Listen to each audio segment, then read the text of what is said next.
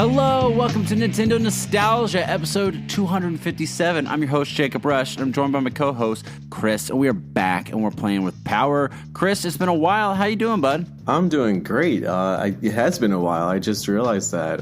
But yeah, I'm happy. Spring has sprung. The weather's been beautiful. Summer's around the corner. E3 is coming around, so I'm doing great. How are you? I'm doing really good, too. You know, always busy, but doing well overall.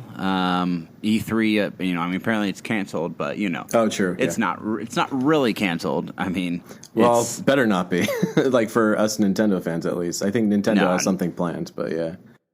All the companies do now. E3, it's just since COVID really just put that final nail in the coffin on what it was.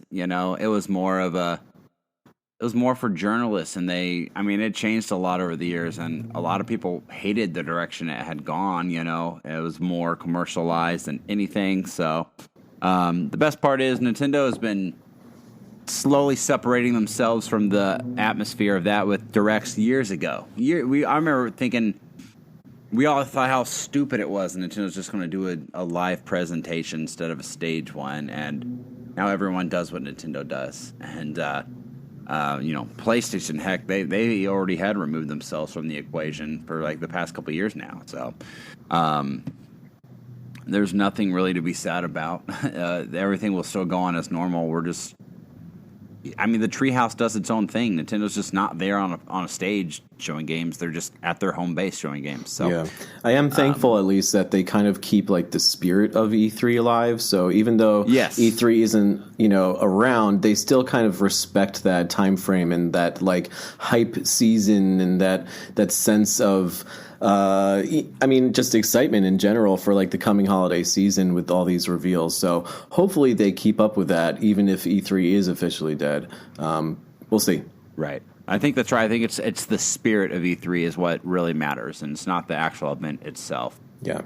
So, because around that time of the year, it's Christmas of news for gamers. Yeah, so. I honestly don't know what I would do without it. I don't want to think of a future without it, And hopefully, a lot of other people, especially at Nintendo themselves, kind of understand that and respect that. So, fingers crossed.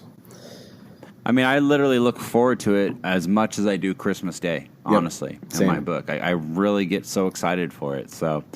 But yeah, with all that said, though, why don't we get into what we've been Radical Rexing about?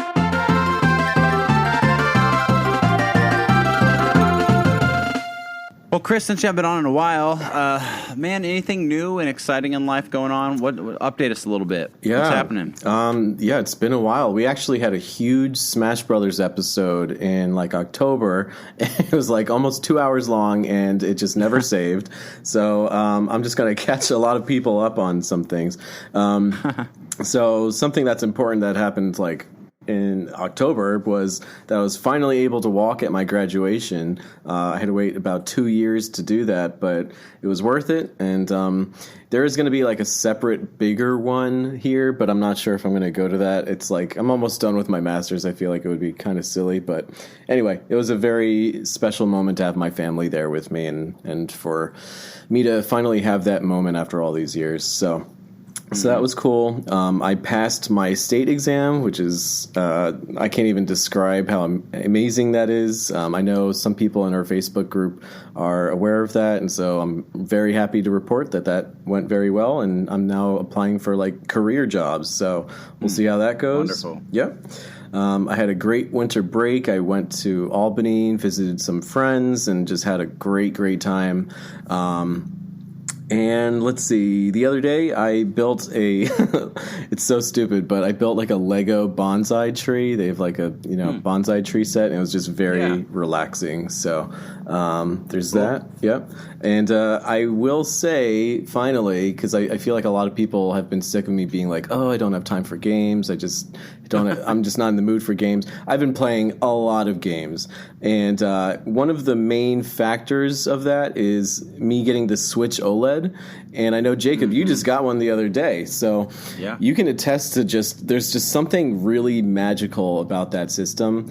And I kind of regret being down on the thing when it was announced. I was just like, oh, it just has an OLED screen. It's just slightly nicer. But it really is like the epitome of what the Switch should be and what I always hoped it would be. It just feels like the final form of the Switch, or at least it's to me. I don't care about 4K or anything like that. So I just have been playing Cruisin' Blast and Bowser's Fury and the new Kirby. No Straight Roads. I know you and I have talked about that game. And the Blob, and most importantly, Breath of the Wild. I was never too hot on that game. It just never really clicked with me. But man, it really clicks with me now, and I'm loving it. So that and like the combination of them adding the folders option and the Bluetooth headphones option, it just really makes the Switch feel like an amazing special device that like it's my favorite device, honestly. My favorite gaming console. And I got the Satisfy grip the other day too, and I highly recommend that. It just makes the game or the system just feel just perfect in your hands. So yep, that, and I bought a DSi XL while I was in Albany, and so I've been playing a lot of that. Love that thing. So, yep. What about you, Jacob? Well, I'm glad you finally got a DSi. Yes. I actually never had a DSi, so you got me up on that. Yeah, I like, well, I won't talk about my whole life, but what you did say, I did. Lindsay this week surprised me with a Switch OLED out of the blue. She just did it because she loves me, and she got our kids all a nice, big, hefty gift, too, and it was just so random and unexpected, but awesome. I was really stunned, and because it's it's really funny when Nintendo releases a full system. When I remember the Switch launch, thinking, it's just really the sexiest system I've ever seen from Nintendo. It felt like it felt good. It felt really high tech. And then Nintendo, they always do this. I mean, you had the original Game Boy Advance, and then all of a sudden the Game Boy Advance SP, same system.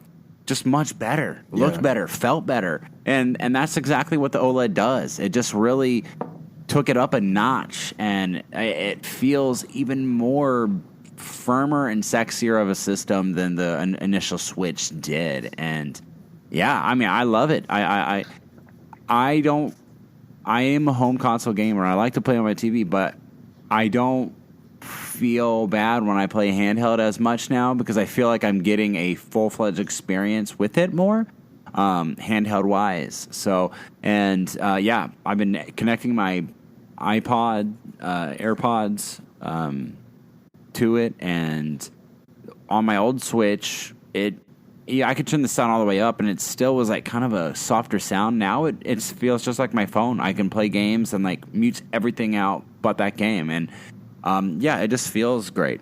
Feels really good, and I was able to transfer everything over good. And I've been playing a lot of Kirby. The game I think is really fun. I'm enjoying it. I just got done with World 4, the Snow World, and I'm moving on to the next one. So, enjoying it. And then I'm off I have a break from school next week, so I'll be able to hopefully finish Kirby, and I'd like to dive into some of my backlog after that. And I'm going to try to stay away from any new games before then. So, I mean, really, that's all I've been radical rexing about. 5 months till my wedding, so I'm excited about that. Awesome. And just in the midst of all my schooling to be a teacher, so still very busy, but things are good. Great. That sounds like a good few weeks for you. That's awesome. Thank you. Well, and, to cap off this radical rexing thing, I don't know if everyone of our listeners, hopefully they did, saw Spider-Man No Way Home, the movie, and it's finally coming out. I know it's been out digitally, but I think it's about to release physically in stores now within like the next week or two. And that's why we decided we're going to make the topic of today all about Spider-Man. And there's a special Spider-Man game that Chris and I both played a lot in our own childhoods, and that was for the 64 back in the year 2000. So today's episode is all about Spider-Man 64.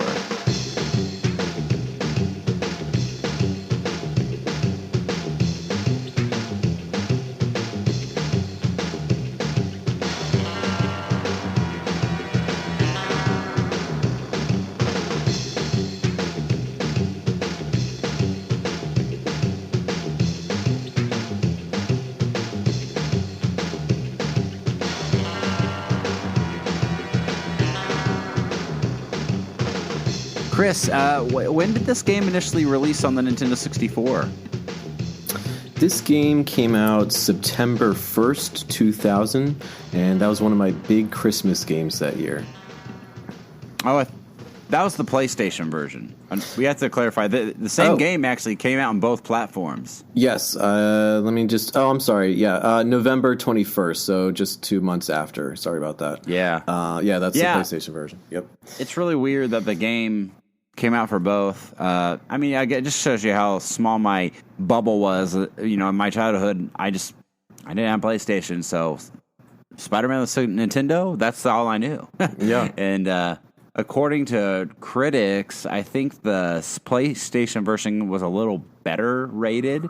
Yeah, I know one of the reasons behind that is the graphics are a bit better, a pretty decent amount better, I will say.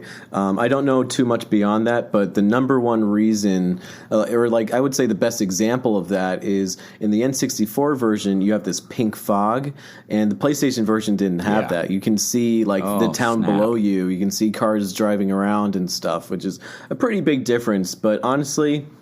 And I'm sure we'll get to this. It really doesn't make that much of a difference, at least to me, and especially when you're a kid, like when you're not paying attention to that. You can't really miss what you never had, so I didn't really mind about that.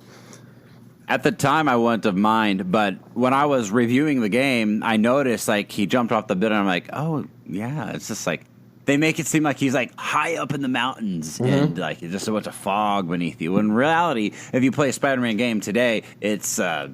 you see the whole city. You see people walking down there and cars and... Yeah, and you can go down there with them. Absolutely. That wasn't in... I'm pretty sure that wasn't in the PlayStation version. But in future iterations, that would be the main feature. But yeah, right. It's on the N64 version, and it's I will say, I'll just, get this out of the way. The reason for the pink fog is because it relates to the story that they give in the N64 version. I don't remember the specifics, but there's some type of poison or something like that. And so that's where the pink comes from. So it's another great example of when a developer considers the limitations of the system and works with it and incorporates it into the game itself. So I think it's a really clever way to get around the limitations of the N64 by having this story element. So, it sucks, but it's fine. You don't really think about that as a kid because there's a reason for it. So anyway, just wanted to share that. Yeah. The game, let me try to find one thing real quick. As I reviewed it, a couple things did jump out to me. The fact that there's full-on voice acting in this entire game. Yeah, it is occasional, but it's not every single scene is completely acted out. I think the PlayStation version, their cutscenes were a lot more fleshed out, but here there's voice acting. It's just a little bit more sporadic. But players will notice that the narrator is Stan Lee, so it's nice to get his voice in between different scenes and kind of introduce you into each new segment. So it's very comforting to, especially these days, to hear his voice and have him guide you through the story. Well, it's really cool looking back because as a kid, I didn't know who Stanley was or cared. You know, really, no one did. Unless you were a comic book hardcore nerd, no one did. And it's just been it's cool to see where Marvel's gone today. So it makes you appreciate these gems of the past. Laying the groundwork for what ultimately just built the popularity of Marvel and got them to where they are today. Yeah. Well, Jacob, I have a question for you. So what is the origin of your fandom for Spider-Man? How did that come to be? So, I had 3 older brothers. They did collect superhero cards, and I would check in on that, and they had some comic books. But really the origin is from the 90s cartoon. On Fox Kids, I watched that all the time when I came home from school on Saturday mornings. I remember just being obsessed with Spider-Man. And then the Spider-Man movie came out with Tom Holland and no, Tobey Maguire. Not Tom Holland, the true one, Tobey Maguire. Sorry, Spider-Man came out then, and I really I was obsessed. I remember getting Spider-Man cereal for the movie. I remember seeing that first movie with my brother and one of his friends. My oldest brother, he would take me to a movie once a year, and I remember seeing that. And I remember we were going to go on a Saturday, and I remember being so excited. My mom bought me Spider-Man cereal, and it was Trix, and it had Spider-Man shapes instead of fruit shapes, and I just ate it up, all anticipation for this movie that we were going to go see later that day.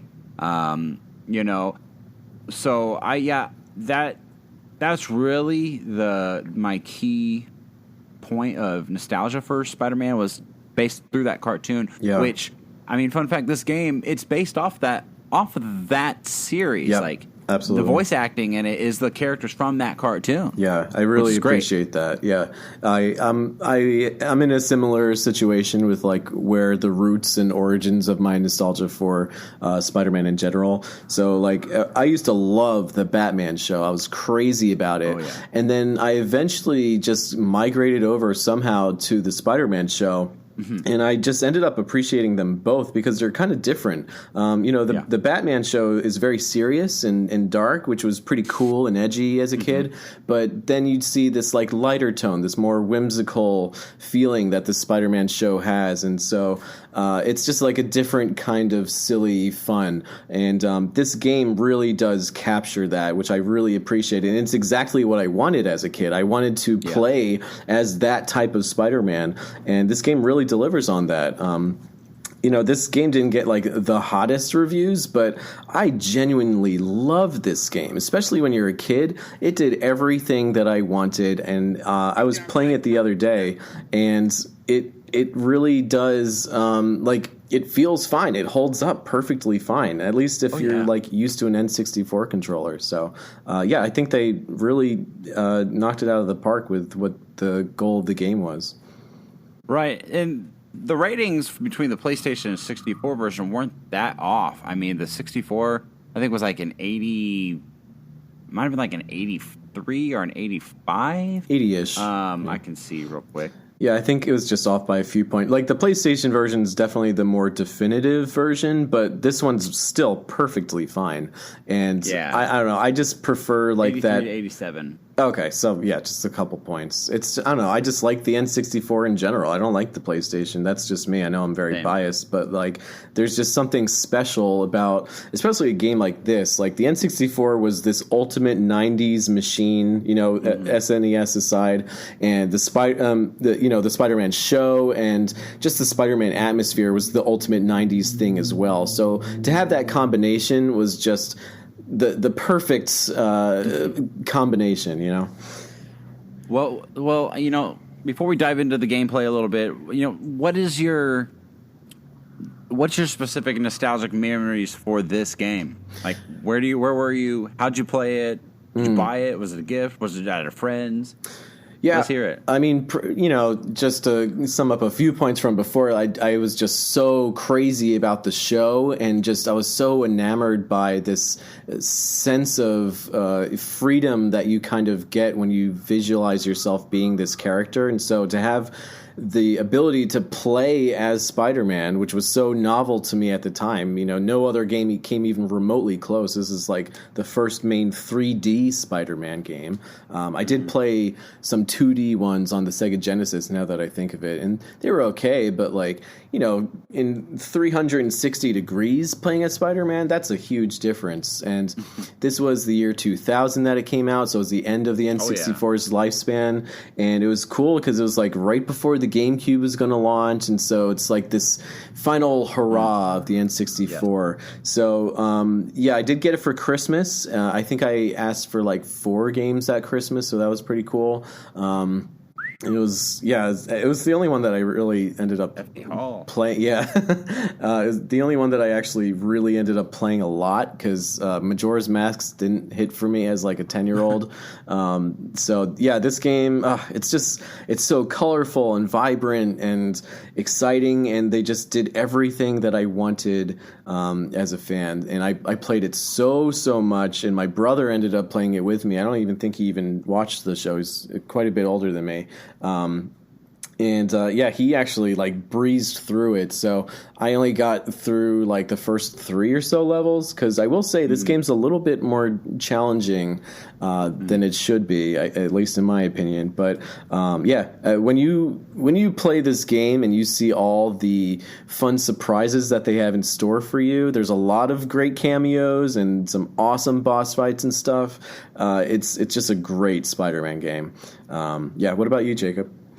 Yeah, so I didn't. A lot of my. It's so funny because the 64 is my favorite Nintendo nostalgic system personally, and I had a handful of games, but the majority, I'd say, it's pretty even for most of the games that I love from that system. I owned about half, and the other half I just borrowed from my friend Brad. Back in the day, that was like almost every weekend or every other weekend I was going to Brad's house, and he had games I didn't have. I had games he didn't have. We would trade games and play them. So he had this game, just like Banjo-Kazooie. He had this game. I played a ton with him. I played it. I remember beating it at his old house, and so I lived it through him. I was obsessed with it. I didn't ask for the game myself. I just played it through my buddies, and it was cool that I got to pretty much do the whole thing with a friend, and it just enhanced the experience. So, I mean, really, that's my main memories with it, was through good old Brad Hunzinger. Yeah. Shout out to Brad. But with that said, let's talk about the game. I like how you said that this game, it really is kind of a, no pun intended, it's kind of a marvel of a game for what the 64 was and where gaming was going. I mean, you think about it, it's a full 3D world. They never made... I feel like they hadn't really made a superhero game. Like Superman 64 was trash. So this was like what should have been of that game. The fact that you can just swing from building to building, it felt so huge. It felt like a big open world game. If you're swinging across those buildings, it's exactly what it felt like. And just refreshing my brain on it, they did a lot of cool little things with this game that made it a gem. It wasn't a little cheap game that they put out. Believe it or not, it was made by Activision. Shocker. Because they don't make good games anymore. Well, I think it was even not just that, but I believe, I'm just checking now, Neversoft developed it. Yeah, they were with them. And they're fantastic. They've made some excellent games. So, it's not just Activision. If you look at their track record, Neversoft specifically, they're a very talented team. So it is one of their crown jewels in their careers. But something that I also like about this, tying into what you're saying, Jacob, it did have this very grand, epic scope, which is very hard to nail down especially for a license like Spider-Man on a pretty constrained system like the N64. But they really did nail it. And something that's really special about this game and kind of takes it to the next level is it's not just that the game was modeled after the show, it's just modeled after Marvel Comics in general. You see all across the game this comic book style, and as each scene is introduced, like, it shows you like a comic book cover of the scene that you're about to go into, and there's like all these different frames of comic book images like all around you in the background, or not in the background, like during the cutscenes, and there's these cameos. You see Daredevil, you see Black Cat, and Black Cat's in Spider-Man, Daredevil, Johnny Storm, and some others that I don't want to spoil. But it's not just a great Spider-Man game; it's a great Marvel game, and there was nothing else like it at the time. Like, a lot of people will go back to Spider-Man 2 being the best video game, or Superman or superhero video game ever made, but at the time in 2000, this was it, at least to me. And it's not just that you're playing as Spider-Man doing, going around fighting people. There's a lot of variety too. You're running from a helicopter. You're avoiding the gunshots as you're climbing up a building. You have to chase Venom. You have to save these hostages in a bank, and you have to be stealthy about it. So they found all these different ways of living up to that Spider-Man dream, which I really obviously appreciate. Oh man, it's really cool. I mean, like you said, Spider-Man was honestly on the hype. I feel like before now, back then, I feel like that was the hypest Spider-Man I got. There was a movie on the horizon. I mean, it was coming out, I think, in 2001. I think 2002. 2002, yeah. Yeah. It was in that era. And, Spider-Man was just on everyone's brain for the kids, for sure. Mm-hmm. And the fact that you could just climb up walls, you could use your Spidey sense, you could swing people up in your webs. It was great. Yeah. It was really cool. It was like, yeah, you said this. I love the stealthy part. It kind of gives you like a Batman type game or a spy type game where you have to just move and maneuver through things. And some of those levels, not all of them, but especially that first main one where it's like a hostage situation, and I think Scorpion's at the top of the tower. Spoilers, is at the top of the tower, and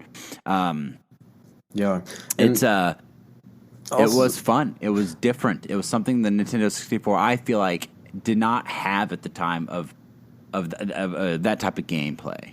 And if it did, it didn't do it nearly as well as this type of game. N64 had some pretty ambitious titles, and not only is this game ambitious, it does it right, and it does it extremely well, in my opinion. So, and they put a lot of love and care into it. It's not just a variety; it's the little things like how well the characters are animated and they come to life, and like we mentioned before, the voice actors from the show lended their voices to the game, and there's lots of little touches that you wouldn't think the N64 would be capable of being able to handle, but it's just this grand epic N64 game that gives you this ultimate feeling and vision of what you feel a superhero adventure can be, and so it's just very fulfilling and satisfying in that way.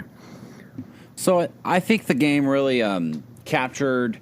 They were smart by capturing what that 90s cartoon was, because that's what was in the brains of kids' minds. We grew up watching this cartoon, and it's like they finally brought the cartoon to life for us. We got to live out what we had been seeing in the cartoon on Saturday mornings for all that time. Let's just look at the list of villains that they had in the game. They had Lizard, Human Torch. They had Dr. Octavius, Venom. Oh, I said Venom. Mysterio. They had everybody. Carnage. And Carnage was a big one. I don't want to. There's another really interesting character at the end, the final boss fight. I don't know if I want to give that away, in case someone hasn't played the game yet. But they kind of mix two characters together, and it becomes like this ultimate insane villain. And it's one of the coolest things that I ever witnessed, especially as a kid. And like there weren't any spoilers at the time. Seeing that, like seeing my brother fight that boss, and I'm just like, who is that? Is that blank and blank mixed together? It is insanely cool. So to see that in a video game premiered, I mean, maybe it was in a comic beforehand, but I don't read comics. But seeing that for the first time in my video game was just really special. Well, it's they made the character you're talking about, they made it specifically for this game. Oh wow! So it wasn't even like part of a comic at the time. I don't know if it even is, but they made it for this game, which was, like you said, really cool and unique that they did it. It wasn't in the cartoon, none of that. Very unexpected, Yeah, they did Mysterio, Rhino, Scorpion, and just a handful of others. But you talk about Marvel Cinematic Universe, they crossed over. They had other characters like Captain America, the Punisher, Daredevil, you said, Black Cat, Human Torch. All these different characters were all in this game.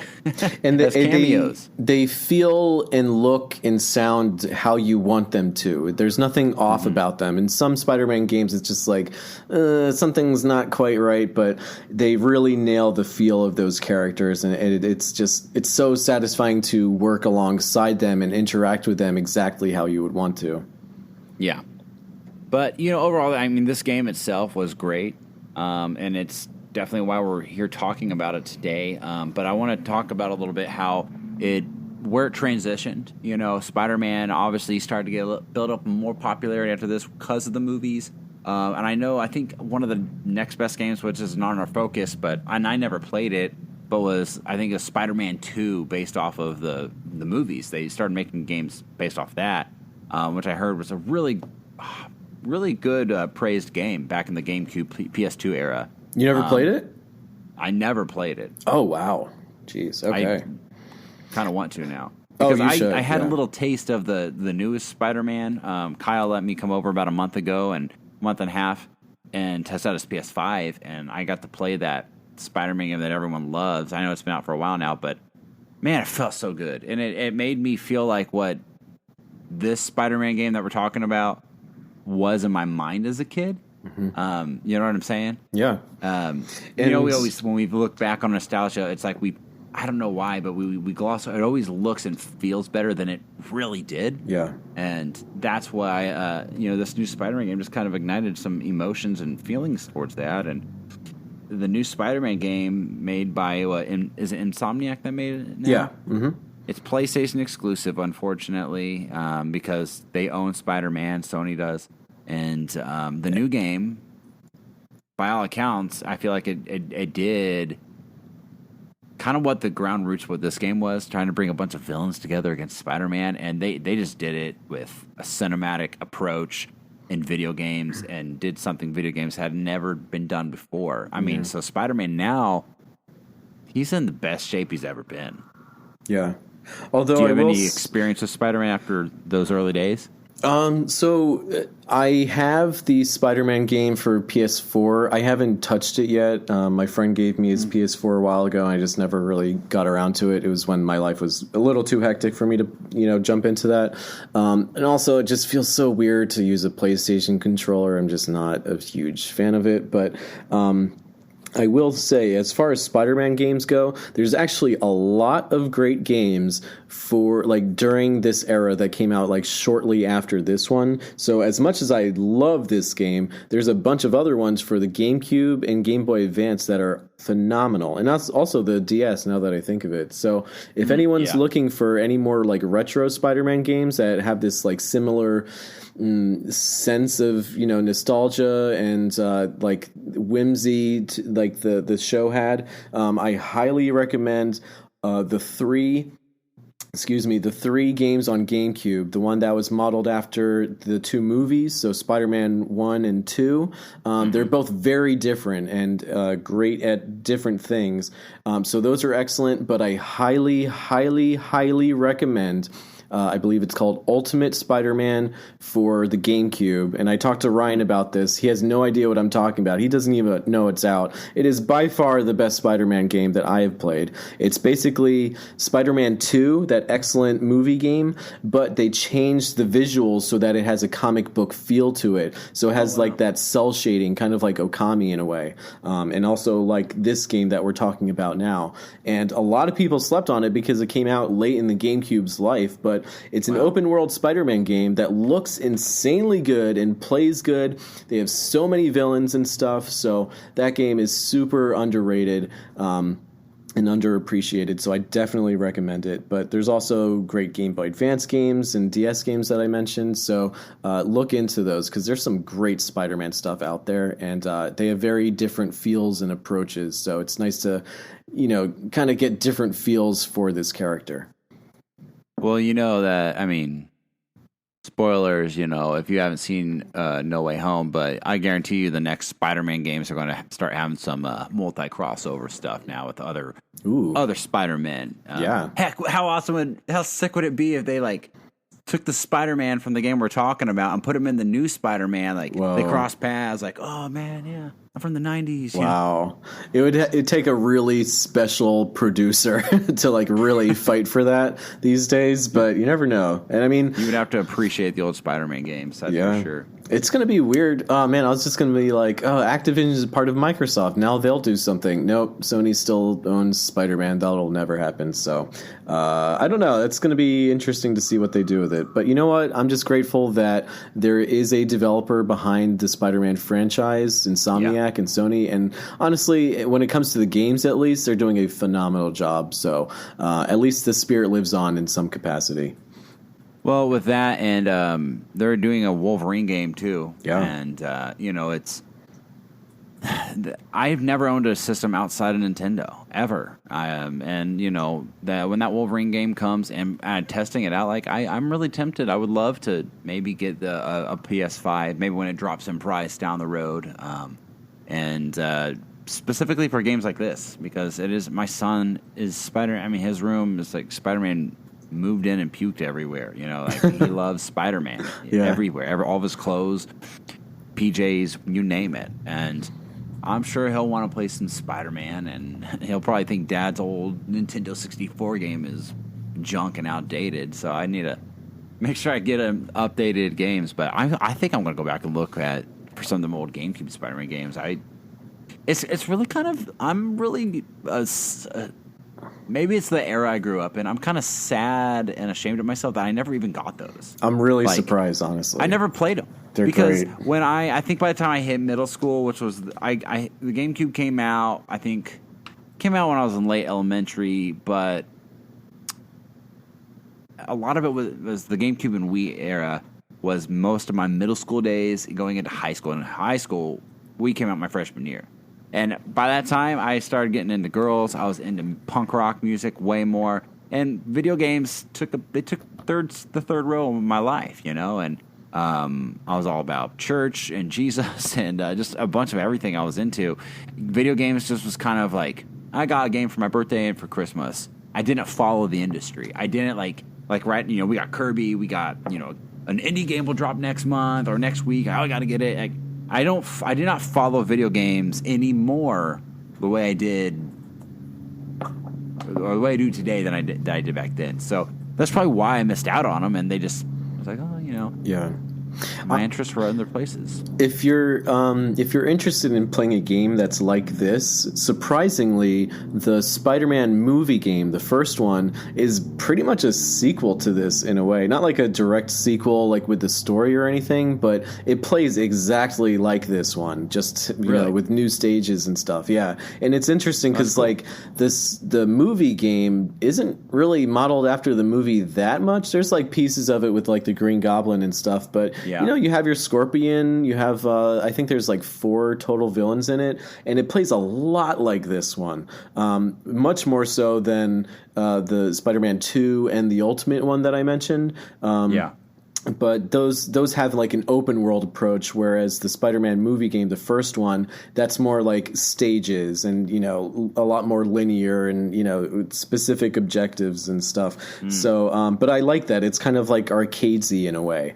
I'm not a big open world fan, but they're all excellent in very different ways. But honestly, go back and play them. They really do hold up and have their strengths. I have to go to Disc Replay and see if I can find some on the cheap. Yeah, I don't know what they're going for now. Like before the pandemic hit, you probably could have gotten them for like no more than $10, if that. But I don't know what anything's going for these days. But yeah, they are worth checking out if you can get them at an affordable price. For sure. Yeah. Well, I mean, that's really all I have to say on the game. I love that it really highlighted. I will say, I think it highlighted the character Venom more. I always loved Venom as a kid. He was like one of my favorite anti-hero villains from the cartoon, and he was in the game, and you fight him, and he also fights alongside you. And I thought that dynamic was really cool to see there because, you know, Venom, even though his movies aren't, I mean, I liked the last one. I don't mind him as much, but some people hate him. They are trying to build a Venom in his world and his own story in the movies today. And I you know, this game kind of helped elevate Venom a little more than just your standard villain like Scorpion, you know. Yeah. He's never even been in a movie yet. That's a great point. Yeah, they did they did understand and acknowledge that there is something special about Venom. So Venom does have his own special segments and that make him feel more alive and more interactive with you. And I will say the other games that I mentioned do as well. So definitely check those out if you like Venom. But yeah, they do understand the universe, and they bring that universe to you exactly how you want. But I do want to mention just a couple quick things about the game. The visuals aren't overly spectacular, but they get the job done, especially for the N64. We know the N64 can't handle a lot, but the animations are quite good, especially on the villains. They put a lot of effort into the villains and like how they think and move and what they say and stuff.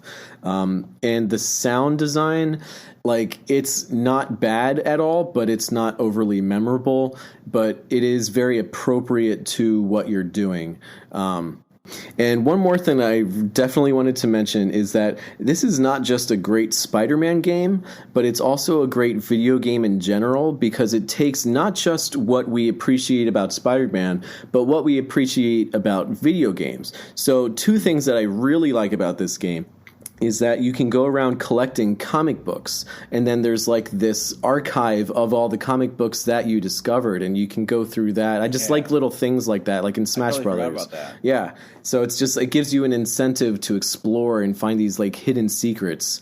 And on top of that, one of my favorite things about this game is the cheat codes. They definitely encourage you to play around with cheat codes and look around online for some, and you can do some really awesome things with the cheat codes. So I really miss them. I can't believe that we still aren't in an era where we can work with cheat codes regularly. But yeah, they have like silly named ones, and you can unlock all these different really cool costumes. You can, you know, if you wanted to just breeze through the level, which I did the other day, you can do like unlimited health, unlimited webbing, unlock all the levels and just pick whichever one you want if you didn't beat the game yet. So they really play around with that, and it's just... I've said this a few times, but the game is really everything that I would have wanted it to be. And the last thing I'll mention is the controls. I wasn't sure how well the controls would hold up, because a lot of N64 games are kind of weird with how well those are handled. But honestly, it was kind of like riding a bike. Like, I put the N64 controller in my hand, and I just knew exactly what to do. It's really crazy. So it holds up just fine if you're used to an N64 controller. So if this is a game that interests you and you like Spider-Man and you never got around to it, which is understandable because it came out late in the N64's life, like we mentioned, give it a try. I can't imagine that this one's that much money. So yeah, it's just a great game and a fun little adventure, and it'll definitely give you all the nostalgic feels. So check it out. Yeah. Well, awesome. Well, thank you, Chris. And I think, you know, it's a good time to wrap up the show here. If you haven't seen Spider-Man No Way Home, go see it. You'll love it. And if you've never played this game, try to go find it on the cheap. You can find it at probably online or at a local, you know, retro store. But it's a good game, and it's a game I look back fondly of. And even watching YouTube plays of it and reviewing it, I'm like, yeah, you know, it doesn't make me feel like, ooh, that didn't age good. It makes me feel like, yeah, you know, that looks fun, like I remembered it being. So yeah, absolutely. And just a quick little side comment, like, the thing I like about some of these N64 games is that they're not too detailed. There's not all these details in the graphics, because these days, you know, we're very spoiled with, you know, this has to look super detailed and precise and stuff. And I like this inaccuracy, this vagueness, because it really lets your imagination go wild and kind of live in this fantasy in a way. And that's kind of like why I don't care about the pink fog. It lets you fill in the blanks with your own mind. So yeah, don't worry about the graphics or the N64. Have fun with it. Embrace it. There's some type of charm about it. So yeah. Well, if you want to tell everybody where they can find the podcast, Chris, and we can wrap this one up. Sure. So you can find us on Facebook, Nintendo NOS, on Twitter at Nintendo_NOS, on Instagram at Nintendo NOSIN. We love hearing from all of our listeners, so if you want to send us an email, you can send us one at nintendonostalgiain@gmail.com. And also, you can leave us a voicemail at any time. So our phone number is 317-969-5690. And last thing, if you enjoyed listening to this, we would really appreciate it if you could leave us a review on whatever podcast service you use. It just gives us a little bit more visibility, which gives us more resources to make the show even better than we hope that it already is. So thank you very much for listening, everyone. Awesome. Thank you, Chris. It's fun being on the episode with you, and we'll be back soon, guys. Yep, we have a lot more planned for you, and definitely look forward to it. We have a great year ahead. So thank you again for listening, everyone. We'll talk soon. Bye. Bye, everyone.